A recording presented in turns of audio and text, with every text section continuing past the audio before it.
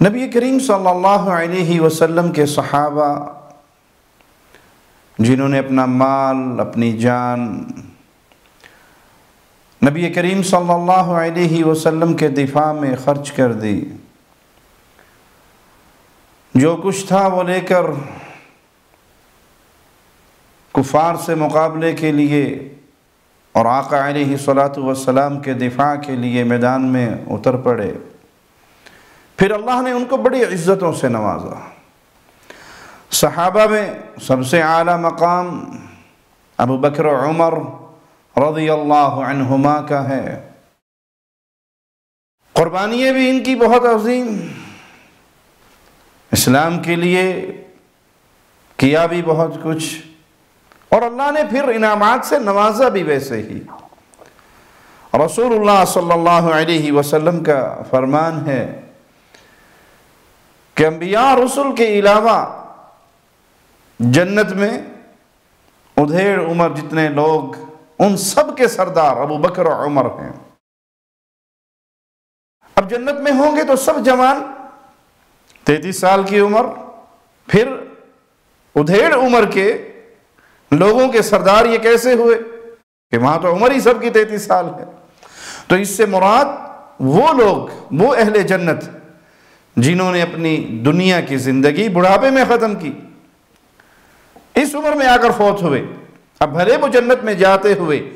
ان کی عمر نوجوانی والی ہوگی، لیکن ان کی دنیا میں وفات چونکہ بڑھاپے میں ہوئی، تو ان کی سرداری اللہ نے ابو بکر و عمر کے سر پہ یہ تاج سجایا رضی اللہ عنہما۔ جس طرح نوجوان، جو شخص نوجوانی کی حالت میں فوت ہو گیا، تو پیارے نبی صلی اللہ علیہ وسلم نے فرمایا کہ ان نوجوانوں کے سید، سردار وہ حسنین کریمین ہیں، سیدنا حسن اور سیدنا حسین رضی اللہ عنہما۔ پیارے نبی صلی اللہ علیہ وسلم کی یہ نوازیں، آپ کی یہ خوشبو، آپ کے آنگن کے پھول، اہل بیت کے یہ سرتاج جنت کے نوجوانوں کے سردار ہوں گے۔ اسی طرح پیارے نبی صلی اللہ علیہ وسلم نے اپنے ان 10 صحابہ کا نام لے کر انہیں جنت کی خوشخبری دی، جو اسلام لانے میں اور اسلام کے لیے قربانیاں دینے میں سب سے پہل تھے۔ یہ 10 اللہ کی جنت میں ہیں، تو اس کا یہ مطلب نہیں کہ صرف یہی 10 صحابہ جنت میں ہیں، نہیں، پیارے نبی صلی اللہ علیہ وسلم کے تمام صحابہ جنت میں ہیں، تمام صحابہ جنتی ہیں۔ صحابہ میں درجات ہیں، جیسے اہل بدر ہے، ان کے لیے رسول اللہ صلی اللہ علیہ وسلم کا بڑا واضح فرمان ہے کہ اللہ نے بدریوں پر شاید جھانک کر دیکھا اور کہا جو چاہے کرو، اللہ نے تمہاری جنت کے فیصلے فرما دیے۔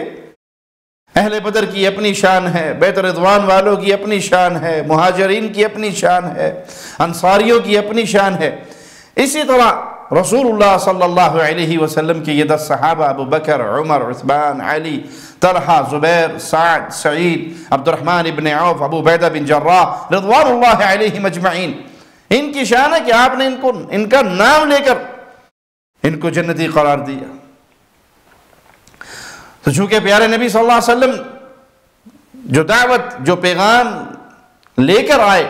سب سے پہلے اس پیغام کو سننے والے، ماننے والے، قبول کرنے والے، اپنے سینے سے لگانے والے، پھر دنیا بھر میں اس کو پھیلانے والے،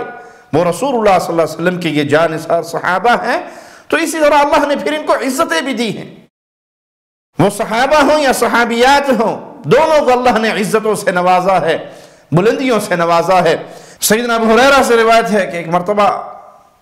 سیدہ خدیجہ الکبریٰ رضی اللہ تعالی عنہا سلام اللہ علیہا،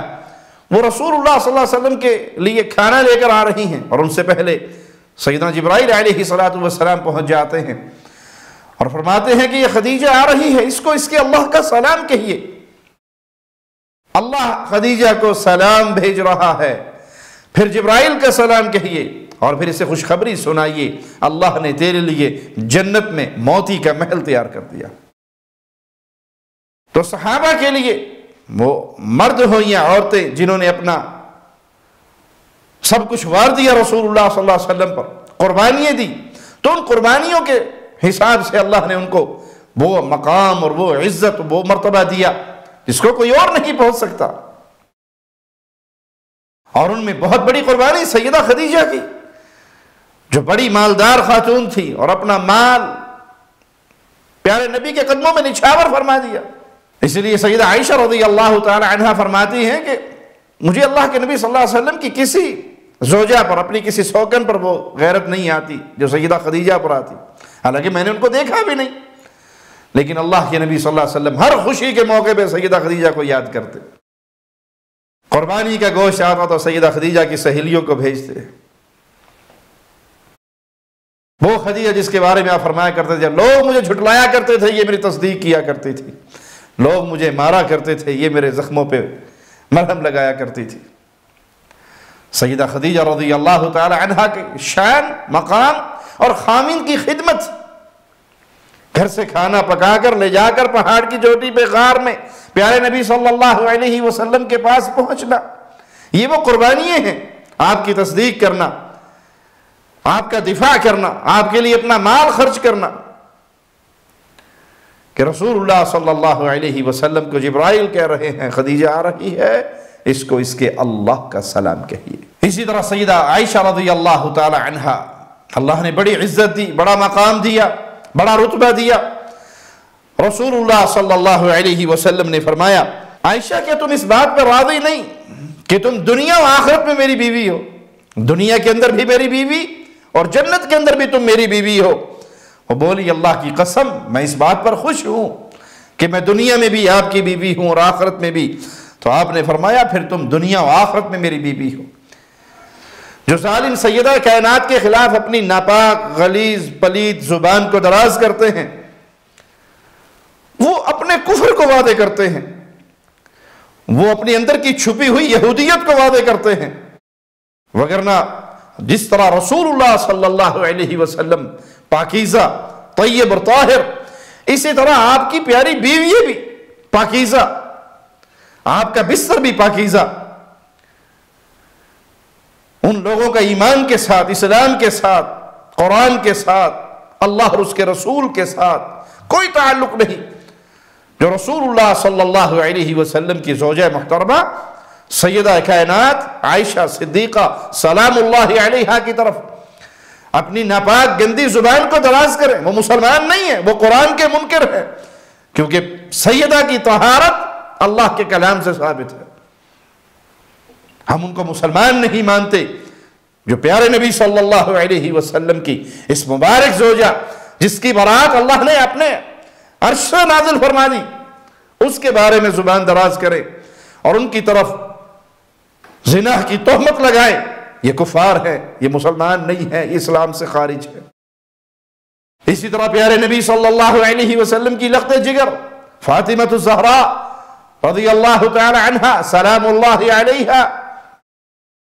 اللہ نے پیارے نبی صلی اللہ علیہ وسلم کی اس لخت جگر کو، حسنین کی ماما کو، سیدنا علی کی زوجہ محترمہ کو بڑی شان سے نوازا۔ پیارے نبی صلی اللہ علیہ وسلم نے فرمایا یہ ایک فرشتہ ہے جو آج سے پہلے کبھی زمین پہ نہیں اترا، اور اس نے اللہ سے اجازت مانگی زمین پہ اترنے کی، مجھے سلام کہنے کی، اور یہ بشارت دینے کے لیے آیا کہ فاطمہ الزہراء جنت کی خواتین کی سردار ہیں اور حسن و حسین جنت کے نوجوانوں کے سردار ہیں۔ تو اللہ نے بڑا مقام دیا، بڑی عزت دی۔ ایک موقع پر رسول اللہ صلی اللہ علیہ وسلم نے زمین پہ 4 لکیریں لگائی اور پھر اپنے صحابہ سے پوچھا جانتے ہو یہ کیا ہے؟ صحابہ نے کہا اللہ و رسولہ اعلم، اللہ جانے اور اس کا حبیب جانے۔ تو پیارے نبی صلی اللہ علیہ وسلم نے فرمایا خواتین جنت میں سب سے افضل سیدہ خدیجہ رضی اللہ تعالی عنہا،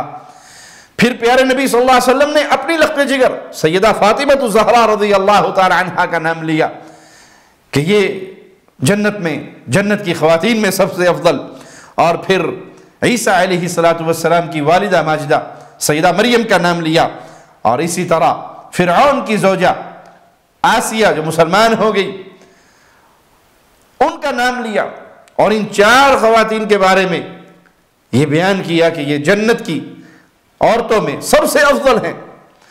تو جس نے جتنا دین کی خدمت کی، اسلام کے لیے قربانیاں دی، پیارے نبی صلی اللہ علیہ وسلم کے لیے قربانیاں دی،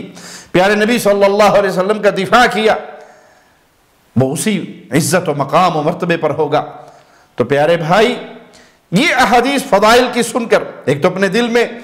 رسول اللہ صلی اللہ علیہ وسلم کے صحابہ کی محبت کو پیدا کیجئے، اہل بیت کی محبت کو پیدا کیجئے، ان کی راہوں پر چلنے کی کوشش کیجئے، اور ان سے محبت کیجئے جن سے رسول اللہ کو محبت تھی صلی اللہ علیہ وسلم، ان سے نفرت کیجئے جو رسول اللہ صلی اللہ علیہ وسلم کی محبوب ہستیوں سے نفرت کرتے ہیں۔ وہ ہماری محبتوں کے قابل نہیں ہیں، وہ ہماری دوستیوں اور پیار کے احترام کے قابل نہیں ہیں، جن کی زبانوں سے پیارے نبی کے صحابہ اور آپ کے اہل بیت محفوظ نہیں ہیں۔ اور اس سبق کو اپنے دل میں تازہ رکھیے کہ آپ جتنی آج اسلام کے لیے کوشش کرو گے، جنت میں آپ کو اتنا اعلیٰ مقام ملے گا۔ جتنا آپ کا مال، آپ کی جان، آپ کی زبان، آپ کی صلاحیتیں اسلام کے لیے خرچ ہوں گی، اتنے ہی درجات پا جاؤ گے، اتنی ہی بلندیوں کو پا جاؤ گے۔ اور جتنا آج اسلام کی خدمت سے محروم رہو گے، اتنے ہی قیامت کے دن درجات سے محروم رہو گے۔ اللہ سے دعا ہے اللہ ہمیں دین اسلام کا خادم بنا کے رکھے، دین اسلام کا چوکیدار بنا کے رکھے، اس اسلام کی خدمت ہم سے لیتا رہے، ہمارے مال سے، ہماری جانوں سے، ہماری زبانوں سے، ہماری ایک ایک صلاحیت سے اسلام کا نام روشن ہو، ہم دین پہ عمل کرنے والے ہوں، اس دین کی دعوت دینے والے ہوں، اس دین کو پھیلانے کا سبب بننے والے ہوں۔ اے اللہ اپنی رحمت سے ہماری خطاؤں کو معاف فرما کر جنت الفردوس میں پیارے نبی صلی اللہ علیہ وسلم کا پڑوس عطا فرمانا۔ اقول قولی ھذا واستغفر اللہ لی ولکم ولسائر المسلمین۔ ہر لمحہ قرآن اور سنت کا ترجمان، فضیلت الشیخ توصیف الرحمان۔